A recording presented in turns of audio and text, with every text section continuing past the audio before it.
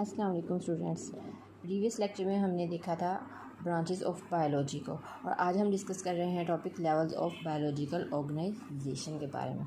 ठीक है, तो बायोलॉजिकल ऑर्गेनाइजेशन को हम यहाँ पे आज डिस्कस कर रहे हैं। इसमें हम देखेंगे जो लिविंग ऑर्गेनिजम्स होते हैं वो सिंपल टू कॉम्प्लेक्स की तरफ मूव करते हैं। ठीक है, इनके जो बायोलॉजिकल ऑर्गेनाइजेशन होती है इन लिविंग ऑर्गेनिज्म वो सिंपल से कॉम्प्लेक्स की तरफ जाती है। ठीक है, अब सिंपल से कॉम्प्लेक्स की तरफ कोई भी जो ऑर्गेनिजम्स है वो किस तरह से फॉर्म होता है, तो वो उसको हम वन बाय वन यहाँ पे डिस्कस करेंगे, कौन कौन से लेवल्स उसमें आते हैं। तो इसको समझने से पहले हम यहाँ पे समझेंगे कि अगर सिंपल की हम बात करें, सिंपल से कॉम्प्लेक्स की तरफ किस तरह हम बढ़ते हैं, तो हम लिविंग में बात कर रहे हैं। ठीक है, तो सबसे पहले हमारे पास एटम्स हैं, एटम से मॉलिक्यूल्स बनते हैं, देन सेल।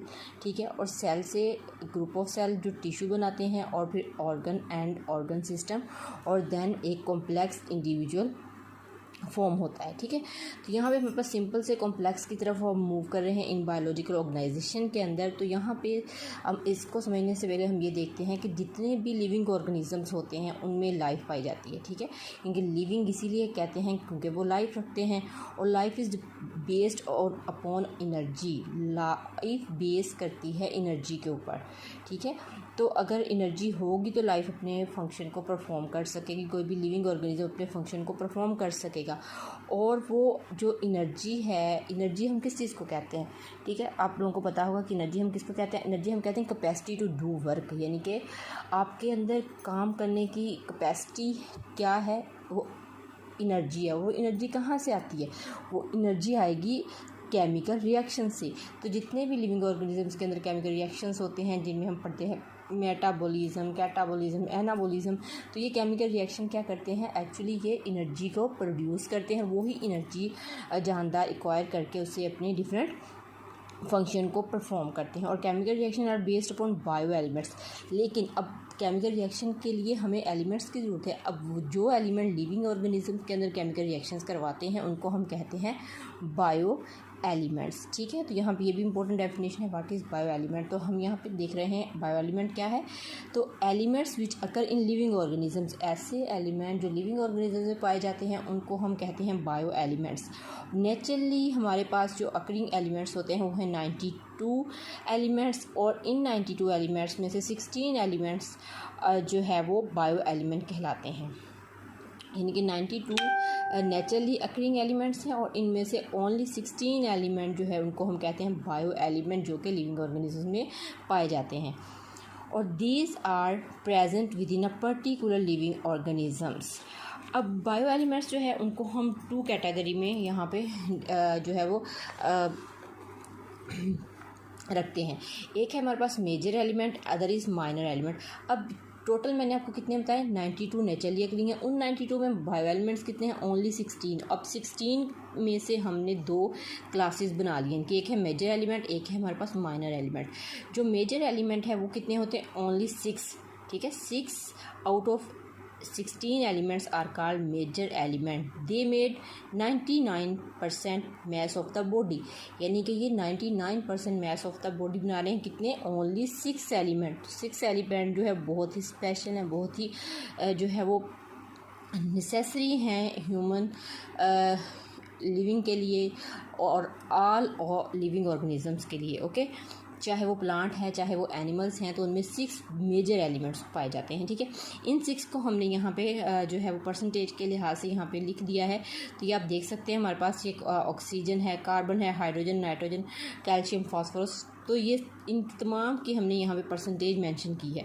अब इन परसेंटेज को आपने जो है वो याद रखना है, क्योंकि ये आपको MCQs के हवाले से यहाँ से पूछा जा सकता है। ठीक है, अब आ जाते हैं हम माइनर एलिमेंट्स में। माइनर क्या है? अब 6 तो हमने काउंट कर लिए कि 6 हमारे पास मेजर है, तो कितने बच गए? हमारे पास 10 बच गए।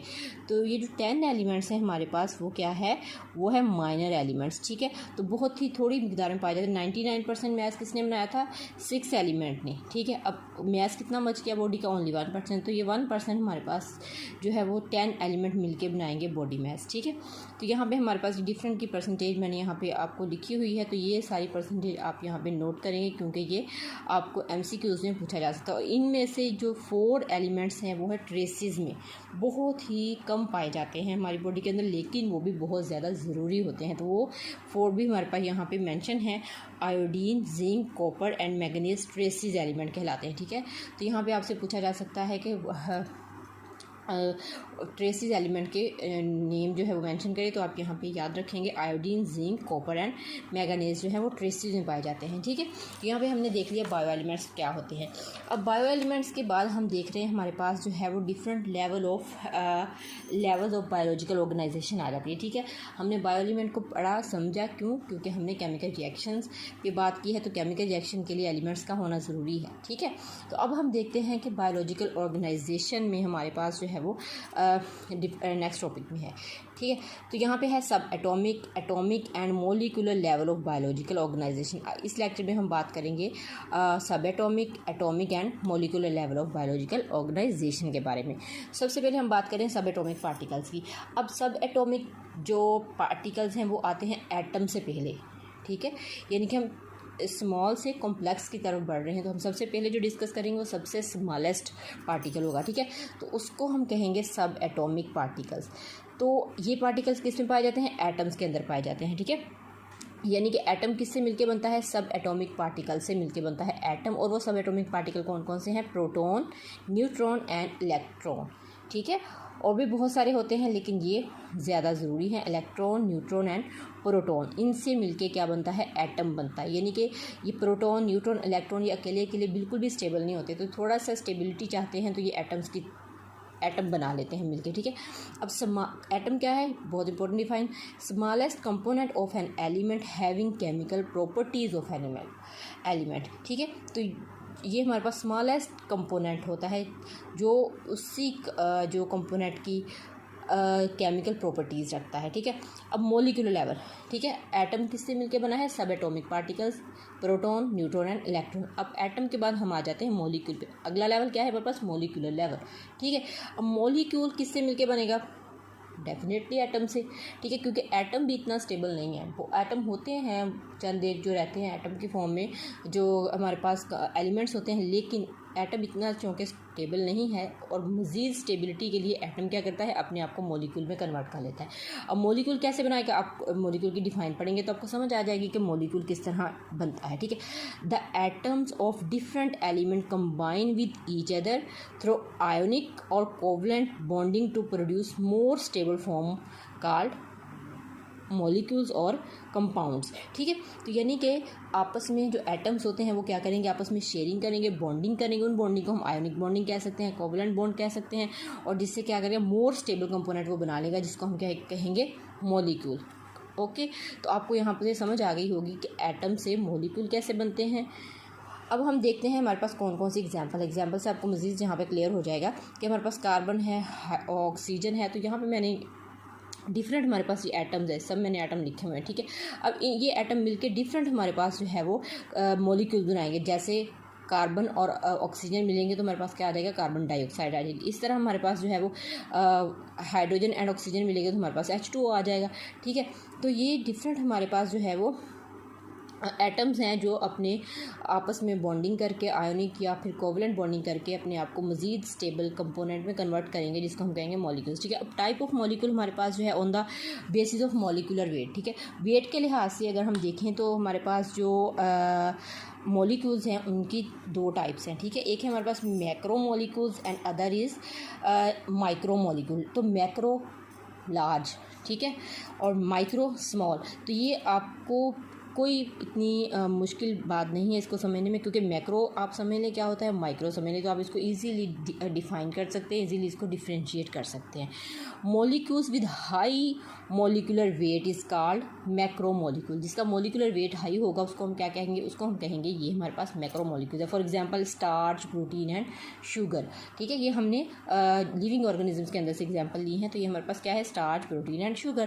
तो ये आ जाते हैं macro molecule. Other is micro molecules. Molecule with low molecular weight is called micro molecule, जैसे कार्बन डाइऑक्साइड है, वाटर है, ठीक है। अब कार्बन डाइऑक्साइड को अपने आसपास देखेंगे, उसका कोई वेट नहीं होता, ठीक है, और आपको नज़र तो नहीं आएगी लेकिन हमारे आसपास वो पाई जाती है। इसी तरह वाटर है तो वाटर का भी इतना ज़्यादा वेट नहीं होता। जब हम देखते हैं एवेपोरेशन होती है वाटर की तो वो हमारे पास बुखारात बन के उड़ता है। तो अब वो कैसे उड़ा, क्योंकि उसका मोलिकुलर वेट लो था, इस वजह से वो बुखारात बन गया, ठीक है। तो ये हमारे पास दो टाइप्स हैं। आपने यहाँ पे देखा मॉलिक्यूल्स क्या हैं, और मॉलिक्यूल को हमने क्या किया, डिफ्रेंशिएट किया into two types, macro molecules and micro molecules. बहुत इंपॉर्टेंट यहाँ पे ये भी डिफाइन है, तो ये भी आप लोग जो है उसको याद रखिए, क्योंकि ये पेपर में आपसे पूछी जा सकती है। उसके बाद on the basis of composition, तो कंपोजिशन के हवाले से भी हम मॉलिक्यूल्स को टू डिफरेंट टाइप में डिफाइन करते हैं, जिसमें organic molecules and inorganic molecules. बहुत इंपॉर्टेंट, ये भी आपके पास क्वेश्चन है 2 नंबर का। तो these molecules which contain both carbon and hydrogen together, इनके ऐसे मॉलिक्यूल जिनमें कार्बन और हाइड्रोजन इकट्ठी पाई जाती है, उसको हम क्या कहते हैं, उसको हम कहते हैं ऑर्गेनिक मॉलिक्यूल्स। जैसा यहाँ पे है amino acid, glycerols, glucose and nucleotides. Nucleotides हमारे पास आ जाते हैं AMP, ADP एंड ATP। तो ये सारे न्यूक्लियोटाइड्स हैं जो आप नेक्स्ट आने वाले लेक्चर्स में आप इसके बारे में भी ज़रूर पढ़ेंगे, ठीक है। तो ये जो हमारे पास क्या है, ऑर्गेनिक मॉलिक्यूल्स हैं जिनमें कार्बन हाइड्रोजन टुगेदर होती है, ठीक है। उनके अंदर कार्बन भी होगी और हाइड्रोजन का मॉलिक्यूल भी जो है वो एटम भी पाया जाएगा, ठीक हो गया। उसके बाद आ जाता है inorganic molecules which do not contain both carbon and hydrogen together, यानी कि ऐसे मॉलिक्यूल जिनमें कार्बन और हाइड्रोजन इकट्ठे नहीं होते, ठीक है, यानी कि एक साथ एक ही मॉलिक्यूल में नहीं पाए जाते, होते हैं लेकिन एक ही में दोनों नहीं होंगे, अलग अलग हो सकते हैं, ठीक है। इसमें आता है कार्बन डाइऑक्साइड, वाटर, जैसे यहाँ पे कार्बन डाइऑक्साइड में कार्बन है लेकिन हाइड्रोजन नहीं है। इसी तरह वाटर के अंदर आपको हाइड्रोजन नज़र आ रहा है लेकिन कार्बन नज़र नहीं आ रहा। तो ये हमारे पास आ जाते हैं इनऑर्गेनिक मॉलिक्यूल्स, ठीक है। तो यहाँ पे हमने डिस्कस किया बायोलॉजिकल ऑर्गेनाइजेशन को। बायोलॉजिकल ऑर्गेनाइजेशन में हमने सबसे पहले लेवल ऑफ ऑर्गेनाइजेशन में पढ़ा, किस तरह कोई भी मॉलिक्यूल जो है वो सिंपल से कॉम्प्लेक्स की तरफ किस तरह से कोई भी इंडिविजुअल, कोई भी लिविंग थिंग किस तरह से वो बनता है, ठीक है। उसमें हमने बायो एलिमेंट्स की डिफाइन देखी, हमने बायो एलिमेंट्स की टाइप्स देखी। बायो एलिमेंट की टाइप मेजर एंड माइनर भी बहुत इंपॉर्टेंट है, जो आपसे पूछी जा सकती है। उसके बाद हमने लेवल ऑफ ऑर्गेनाइजेशन में आज जो टॉपिक डिस्कस किया वो है हमारे पास subatomic, atomic and molecular level of biological organisation. इस तीनों को हमने आज यहाँ पे प्रॉपर्ली डिस्कस किया, ठीक है। इंशाल्लाह नेक्स्ट लेक्चर में हम आने वाले जो लेवल ऑफ ऑर्गेनाइजेशन है उनके बारे में डिस्कस करेंगे। थैंक यू, अल्लाह हाफिज़।